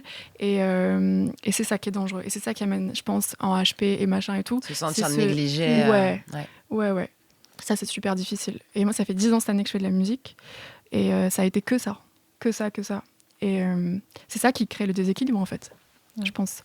Parce que nous, tout seuls, et c'est comme dissocier nos plaisirs, nos réussites, des chiffres. Parce que des fois, ta réussite, ça va pas derrière mener à un chiffre de ouf en stream et tout, mais toi, t'es allé au bout, t'as fait ton mix, ton master, ton truc, et t'es trop fier de ton projet. Donc il faudrait qu'on arrive à diviser, à scinder nos cerveaux en deux et à avoir à la fois les réussites et cette merde de réseaux sociaux là. Non, mais il y a les réseaux sociaux, il y a ce truc de la jeunesse aussi. Moi, je sais que là, quand j'ai eu 29 ans cette année, j'étais trop en base parce que comme assez jeune, je me suis retrouvée à la télé à fond, j'avais moins de 25 ans, je me suis retrouvée dans tous les classements, bazar, moins de 30 ans, nanana. Forcément, même si t'es en mode ça me fait rien, je suis pas là pour faire un ego trip, ça vient s'axer en toi comme un point positif qui va faire que tu vas accepter des points négatifs dus à la visibilité, le harcèlement, le machin. Donc du coup, ça devient des choses qui sont importantes pour toi, pour ta santé mentale, pour ta survie. Et bien sûr que du coup, derrière, tu fais gaffe à l'âge.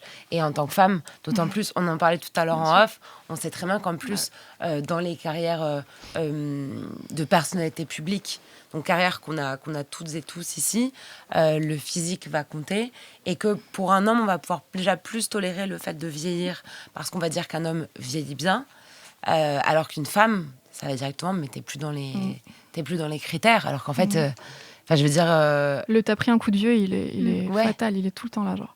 Sur les femmes, en tout cas. Les mecs, par contre, c'est toujours galvanisant, c'est toujours cool de vieillir, les cheveux blancs et tout. J'étais poli, j'étais puriné. C'est ça. Bien sûr. Et comment c'est dans le cinéma par rapport à ça, justement? C'est exactement pareil. Il y a une étude qui est sortie il n'y a pas si longtemps qui montrait qu'une femme, après 34 ans, a je ne sais plus combien de pourcentage de chances de choper un rôle, et que les femmes de plus de, je crois, 50 ans sont quasiment très peu représentées dans des rôles au cinéma. Donc c'est c'est pareil, quoi, c'est très présent et ça doit évoluer. Il faut que ça change. Et en tant qu'homme, toi, tu le sens, ce truc d'âge ou... Non, pas du tout. Pas du tout. Moi, tu ne parles pas d'âge. Non, mais moi, je sais pas, moi, je troquerai jamais la plume que j'ai maintenant comparé à celle d'avant. Je trouve qu'il y a un truc avec la maturité qui arrive sur l'écriture qui est grave intéressant. Et je te dis, vraiment... Dans le rap, ce que je ressens aujourd'hui, c'est totalement l'effet inverse. Dans le sens où les gens aussi ont besoin de se réapproprier des valeurs sûres dans le rap, des trucs aussi, des projets solides et tout. Et Caris, qui a fait la tournée hors noir. Par exemple, tu vois. Et même, j'ai tellement d'exemples. Et pour moi, c'est l'inverse. Même, je disais là récemment sur un autre média, le rap est en train de récompenser ceux qui ont charbonné, qui n'ont jamais lâché, tu vois. Depuis 10-15 ans, c'est impressionnant, tu vois. Parler des Laylo, des Hamza, des Jossman, des Luigi, mais c'est des mecs, moi j'avais même pas encore commencé le rap sous Husky qui sortaient déjà leur premier projet. Je sais pas si les gens se rendent compte de ce que ça veut dire. Ça veut dire que c'est 10 à 12 ans d'activité où tu sors quasiment 1 à 2 projets par an pour arriver là où t'en es sans lâcher. Tu vois, parce que quand tu arrives à ce niveau-là, les gens ils pensent que tu es né hier.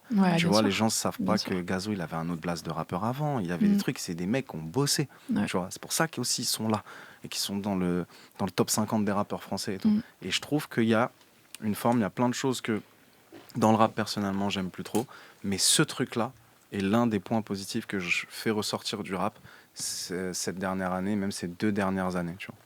Ça, c'est bien. C'est cool, c'est parce qu'on l'entend jamais, en vrai. Totalement. On entend toujours, justement, que c'est ceux qui communiquent le mieux, les plus talentueux. On te met toujours le talent au visage, mais le talent, c'est plein de choses, en fait. Non, c'est plein de choses. C'est 10 à 12 ans de travail dans un studio. C'est des années, des fois, sans avoir d'argent. C'est y croire quand personne n'y croit. C'est faire du rap quand le rap n'était pas à la mode. Je veux dire, Nov, il faisait du R&B, fallait le faire. Imagine, un Français d'origine asiatique qui arrive, qui se lance dans le R&B et tout, pendant des années, pas lâché. Tout le monde lui dit, mais mec, tu n'y arriveras jamais. Tu sais, on a l'habitude que les chanteurs de R&B, ce soit comme ci, comme ça.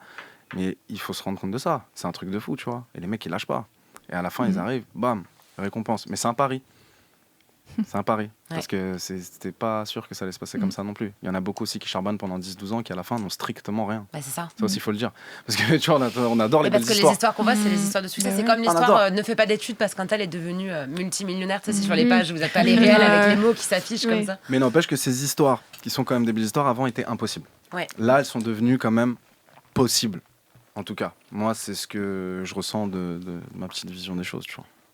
C'est vrai. Mais parce qu'il y a quand même un aspect positif des réseaux sociaux aussi. Bien sûr. Je pense que moi, par exemple, à l'époque où personne voulait me signer, heureusement qu'il y a eu Instagram. J'ai eu un petit buzz sur Insta qui a fait que du coup, les labels sont venus à moi et que plein de gens ont partagé dans le milieu et tout. Mais sans ça, peut-être que j'aurais jamais signé. Donc, je pense que, du coup, les réseaux sociaux restent quand même un truc, un biais cool pour exister dans un monde qui est plus dominé par les dominants d'il y a 20 ans, quoi, ou 10 ans.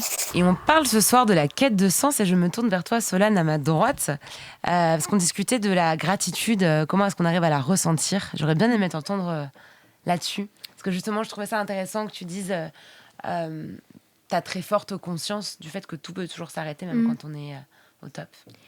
En fait, la gratitude, je suis tout à fait consciente du fait qu'il faut être au courant des chances qu'on a. Mais en fait, le mot gratitude, là, souvent quand je l'entends, c'est soit sur les réseaux sociaux, soit par des gens qui, justement, le voient comme une doctrine ou une discipline. J'ai du mal avec ça quand on te...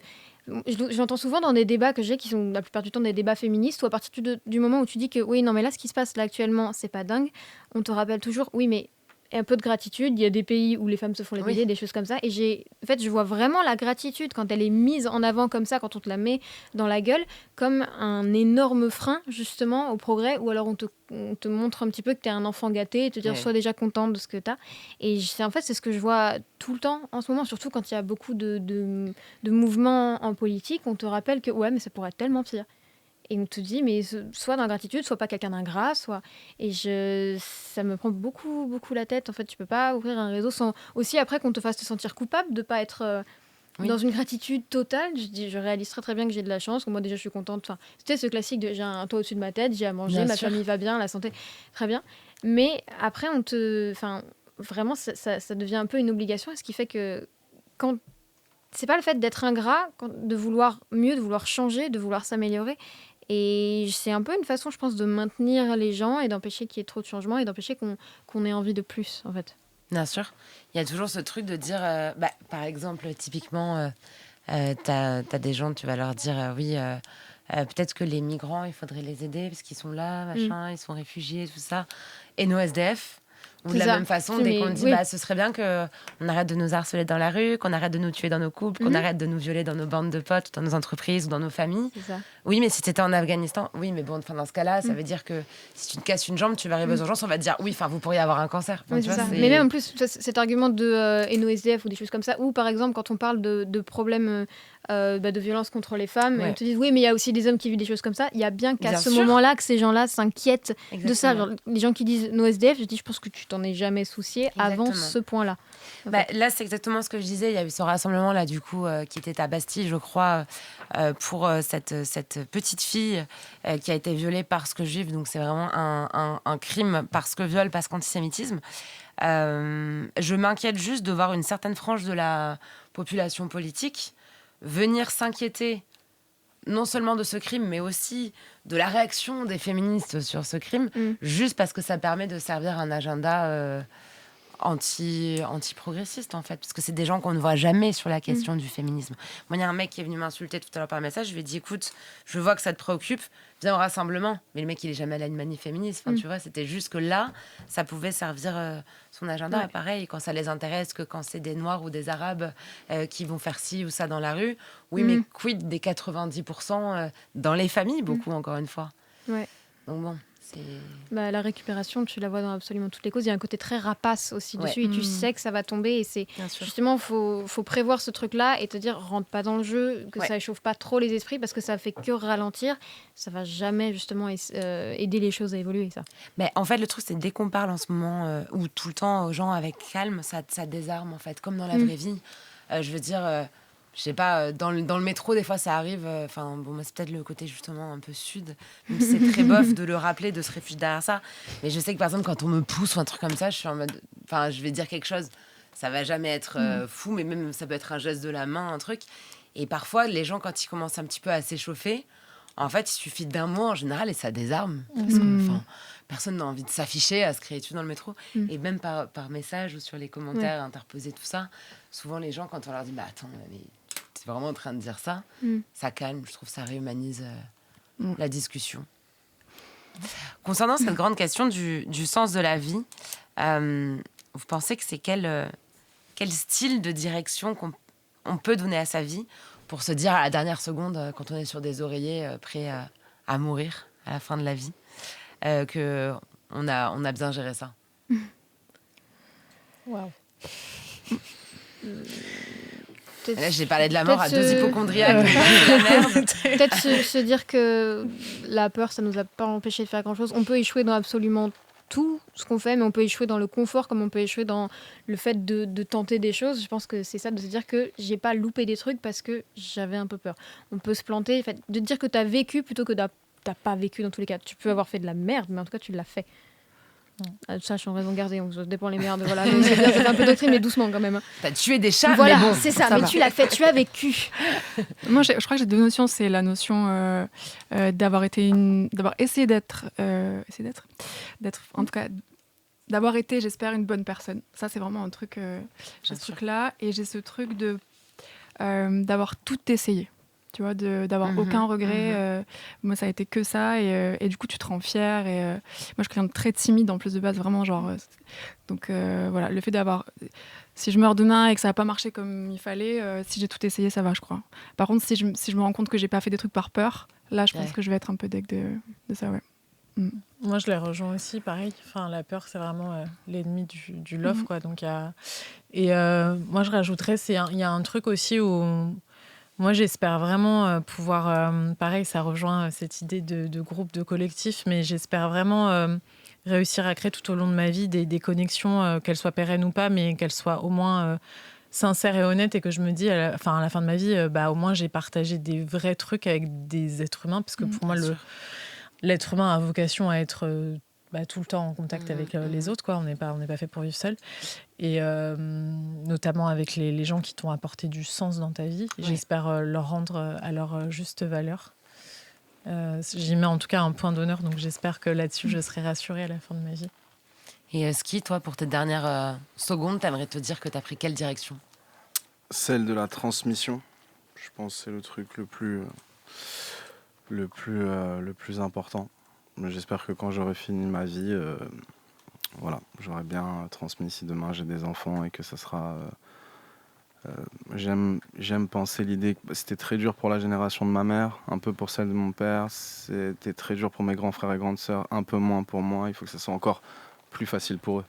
C'est ça en fait le défricher le chemin un peu. En fait. Ouais, mais de toute façon tout est pour moi dans la transmission, parce qu'en fait on l'a dit, redit, tout est un peu éphémère, et je pense qu'à un moment donné c'est ce qu'on laisse. Mais on en parle souvent avec Booba, le 9 de Is et tout ça, en fait c'est ça, c'est une philosophie qu'on se transmet, c'est un passage de flambeau, un passage de relais, c'est ça en fait. Et donc après ça peut se faire donc avec des enfants, avec peut-être aussi un jour des artistes que toi tu signes, de ce que tu as créé, de l'énergie du mouvement que tu as laissé. Et là je le pense famille, mais tu peux le penser dans même si t'es pas trop branché famille, tu peux le penser dans différents trucs. Donc je pense que c'est la transmission le plus important. Je pense que c'est juste ça. Pas avoir vécu tout ça pour rien, l'avoir communiqué. Ouais, exactement. Et d'où l'intérêt de la musique. Solane, tu vas nous faire un petit live. Quel titre est-ce que tu as choisi ? Le titre Rome. Je pense que si on parle un petit peu d'une période où les gens sont en colère, les esprits sont échauffés. Moi, je l'ai écrit quand j'étais en colère avec un esprit assez échauffé. Donc je pense, voilà. Eh bien, on t'écoute tout de suite sur Move. C'est toi, Solane. Je me sens comme un agneau qui dit pardon au loup d'avoir été trop lent à lui offrir son cou, d'avoir pris trop de place, d'avoir trop résisté, d'avoir revu sa robe de rouge se tacher, cette jambe me doit des mea culpa à l'appel, à marcher entre Ravoto et Yen. Et je compte même plus les fois où on m'a traité de chienne. Non, je compte même plus les fois où on m'a traité de chienne. Mais c'est une chienne qui a élevé Rome. Les putes comme moi portent les rêves des hommes. Mais c'est une chienne qui a élevé Rome. Les putes comme moi portent les rêves des hommes. Je veux plus supplier qu'on me rende mes nuits, mes rues sous les lumières des soleils de minuit, qu'on me rende ces fêtes qui comblent mes insomnies, sans l'ombre d'une main qui flotte et se pose sur ma cuisse. Cette ville me doit des mea culpa à la chaîne, à marcher entre les rois qui tuent les reines. Et je compte même plus les fois où on m'a traité de chienne. Non, je compte même plus les fois où on m'a traité de chienne. Mais c'est une chienne qui a élevé Rome. Les putes comme moi portent les rêves des hommes. Mais c'est une chienne qui a élevé Rome. Les putes comme moi portent les rêves des hommes.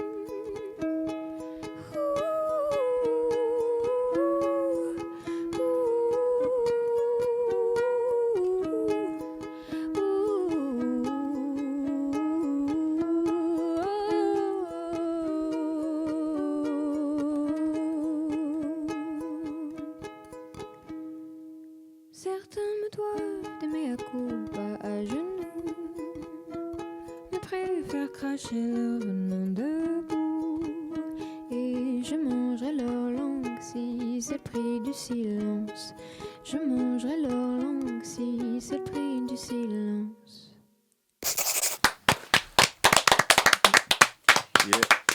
C'était Solane sur Move. Tunnel.